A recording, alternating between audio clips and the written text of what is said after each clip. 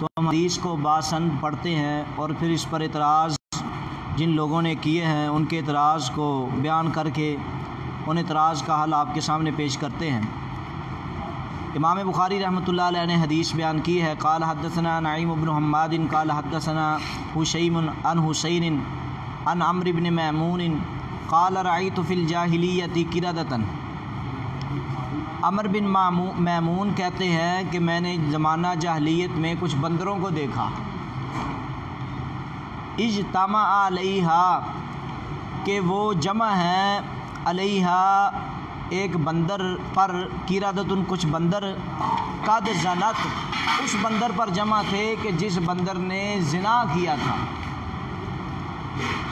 عمرو بن میمون کہتے ہیں کہ میں زمانہ جاہلیت میں ایک بندر کے اوپر میں نے تمام بندروں کو دیکھا کہ جس بندر نے زنا کیا تھا، فرجموہا تو ان بندروں نے اس کو رجم کیا۔ تو عمرو بن میمون کہتے ہیں میں بھی ان بندروں کے ساتھ مل کر فرجمتہا معہم، میں نے بھی اس بندر کو ان بندروں کے ساتھ مل کر رجم کرنے والوں میں میں بھی شامل تھا۔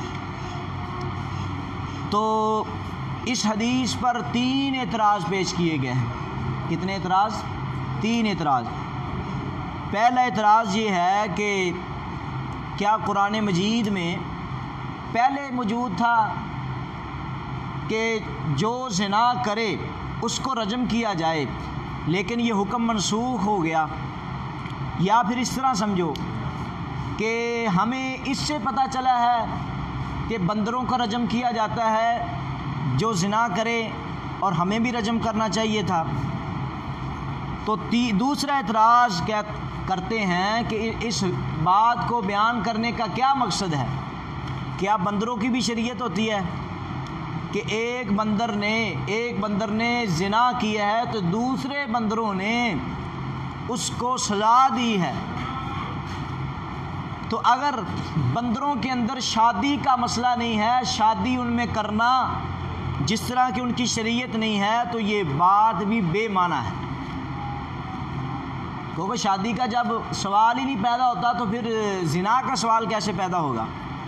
تو تیسرا اعتراض راوی حدیث پر کیا ہے کہ ہم راوی حدیث سے کہتے ہیں کہ تو نے بہت بڑا ظلم کیا ہے، ان بندروں کے ساتھ مل کر ایک جان کو ختم کیا ہے، کیونکہ لا یکلف اللہ نفسا الا وسعها، وہ تو مکلف ہی نہیں ہے شادی کے، اور شادی کے بغیر اگر اس نے زنا کیا ہے تو وہ مکلف نہیں ہے۔ تو لہذا راوی حدیث نے بڑی غلطی کی ہے، ایک حدیث بیان کر کے، اور دوسرا اس نے ان کے ساتھ مل کر اس بندر کو مار دیا ہے۔ اس پر قیامت کے دن حساب ہوگا۔ تو انہوں نے کہا ان کا آپس میں ملنا اور ان کا شادی کرنا جب یہ نہیں شریعت اسلامیہ سے ثابت بندروں کا، تو ہم اس روایت کو، ان کے الفاظ ہیں، ہم اس روایت کو سنسار کرتے ہیں، ہم نہیں مانتے اس روایت کو۔ تو سب سے پہلے ہم دیکھتے ہیں کہ صحیح بخاری کی یہ حدیث، اس پر اعتراض کیا گیا ہے کیا اس کی سند وہ صحیح ہے کہ نہیں صحیح؟ تو صحیح بخاری کی حدیث میں سب سے پہلے جو راوی ہیں قال حدثنا نعیم بن حماد ہیں، تو ان کے بارے میں جمہور محدثین نے کہا ہے کہ یہ راوی ثقہ ہے۔ اور دوسرے نمبر پر حشیم جو ہیں، حسین بن عبد الرحمن سے بیان کرتے ہیں، تو کیا ان کی ان سے بیان کرنا یہ صحیح ہے؟ ہم نے کہا کہ بعض باتوں میں جب سماع کی تصریح ہو جائے تو اس وقت اس کی روایت قبول ہوگی، تو اس کی سماع کے ساتھ تصریح موجود ہے باقی حدیث کی کتابوں میں۔ اور اسی طرح عمرو بن میمون جنہوں نے اس بات کو، اس واقعے کو بیان کیا ہے، یہ مشہور تابعی ہیں اور ثقہ عابد ہیں۔ آپ تقریب کے صفحہ نمبر 5122 پر دیکھیں۔ اور امام بخاری رحمۃ اللہ علیہ نے اس حدیث کو زمانہ جاہلیت میں جو ہونے والے کام ہیں اس باب میں بیان کیا ہے، باب القسامتی فی الجاہلیت۔ تو امام بخاری کا استدلال اس حدیث سے یہ تھا کہ زمانہ جاہلیت میں زنا عام تھا، اس وقت بھی بندروں نے ایک آدمی کو رجم کیا تھا، ایک بندر کو رجم کیا تھا، تو اس وقت بھی ایسے لوگ موجود تھے جو اس طرح کا حیا کرتے تھے۔ ہمیں اب زمانہ جاہلیت ختم ہو جانے کے بعد بھی ہمیں چاہیے کہ شریعت اسلامیہ پر ہم عمل کریں۔ امام بخاری اس حدیث کو اس لیے لے کر آئے۔ اب نمبر 5، صحیح بخاری کی یہ حدیث جو ہے باقی کئی حدیثوں میں موجود ہے۔ مثال کے طور پر امام بخاری کی التاریخ الکبیر ہے، اس کی چھٹی جلد اور 367 نمبر پر یہ روایت صفحے پر موجود ہے، اور مستخرج اسماعیلی میں بھی، اور مستخرج ابی نعیم الاصبہانی میں بھی، اور حافظ ابن حجر اسقلانی رحمۃ اللہ علیہ نے فتح الباری کی 7ویں جلد صفحہ 160 اور 61 اور التاریخ الکبیر للامام ابن ابی خثیمہ صفحہ نمبر 569 میں بھی یہ روایت موجود ہے۔ جو اگر ہم امام بخاری پر اعتراض کریں گے تو ان محدثین پر بھی اعتراض آئے گا۔ اور باقی رہا ان کا اعتراض کرنا کہ بندروں کی جو ہے وہ کیا ہوتی ہے شریعت، تو بندروں کی اگر شریعت نہیں ہے تو یہ واقعہ یہ بے معنی ہے، اس کا کوئی معنی نہیں۔ ہم اس کا بھی جواب دیتے ہیں۔ راوی پر اعتراض کیا گیا ہے تو حافظ ابن حجر اسقلانی رحمۃ اللہ علیہ نے فتح الباری جلد نمبر 7 صفحہ نمبر 160 میں امام ابن عبد البر کا قول نقل کیا ہے کہ ان بندروں سے مراد جن تھے، وہ بندر نہیں تھے۔ حقیقت میں ایک جن نے دوسرے جن کے ساتھ شادی شدہ جن نے یا غیر شادی شدہ جن نے دوسرے کسی کے ساتھ زنا کیا تھا تو ان تمام جنوں نے مل کر اس کو رجم کیا ہے۔ اور جنوں کا وجود جو ہے وہ قرآن مجید میں ثابت ہے، جنوں کا وجود، جس طرح کہ اللہ تعالیٰ نے قرآن مجید سورۃ الاحقاف کی آیت نمبر 29 میں بیان فرمایا ہے وَإِذْ صَرَفْنَا إِلَيْكَ نَفَرًا مِّنَ الْجِنِّ يَسْتَمِعُونَ الْقُرْآنَ، جن بھی قرآن سنتے ہیں۔ اور منکرین حدیث کو ہم 8ویں نمبر پر یہ جواب دیتے ہیں کہ جو رجم کی سزا ہے جنوں نے ایک جن کو دی ہے، جس طرح شریعت اسلامیہ میں انسان مکلف ہیں اسی طرح جن بھی مکلف ہیں۔ تو یہ بات بے معنی تو ہی نہ، کیونکہ اللہ تعالیٰ نے قرآن مجید میں فرمایا وَمَا خَلَقْتُ الْجِنَّ وَالْإِنسَ إِلَّا لِيَعْبُدُونَ، میں نے جنوں اور انسانوں کو عبادت کے لیے پیدا کیا ہے۔ لا يُكَلِّفُ اللَّهُ نَفْسًا إِلَّا وُسْعَهَا، وہ بھی مکلف ہیں شریعت کے۔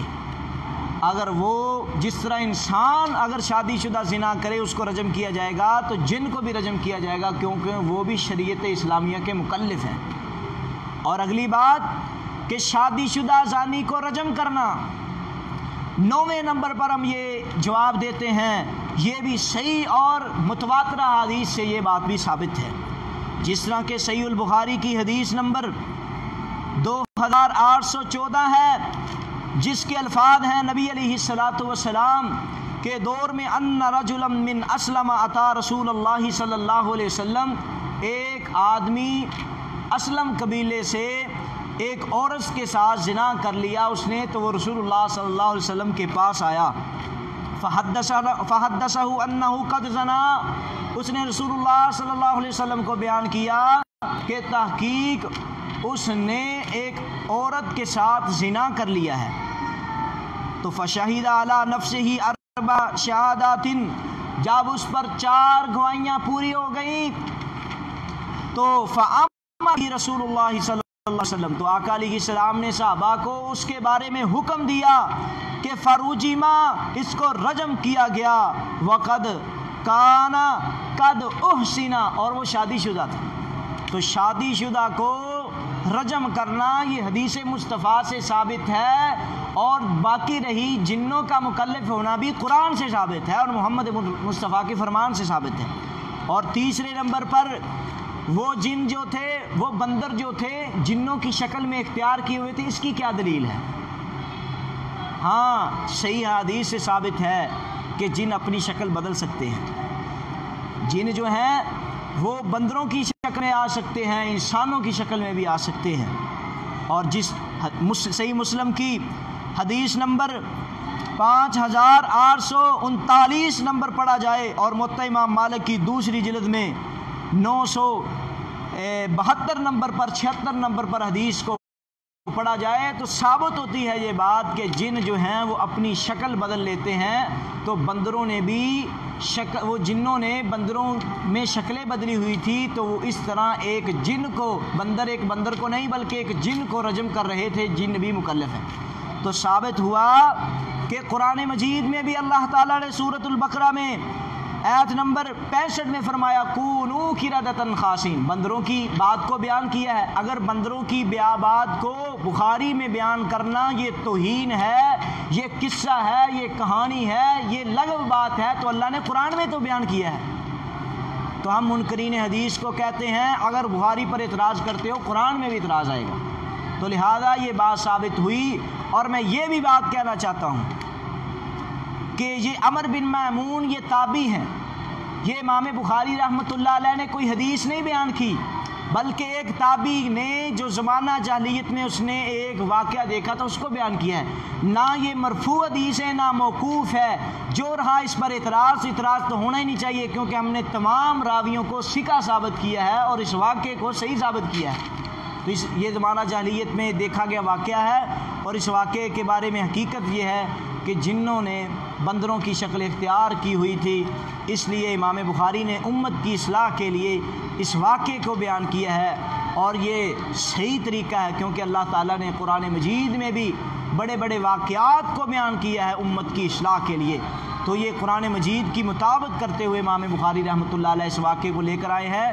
اللہ تعالیٰ منکرین حدیث کو ہدایت نصیب فرمائے کہ وہ حدیث کو اصلاح کی نظر سے دیکھیں اور کبھی بھی تعقب کی نظر سے نہ دیکھیں۔ اللہ ہماری اصلاح فرمائے۔ وآخر دعوانا الحمد للہ رب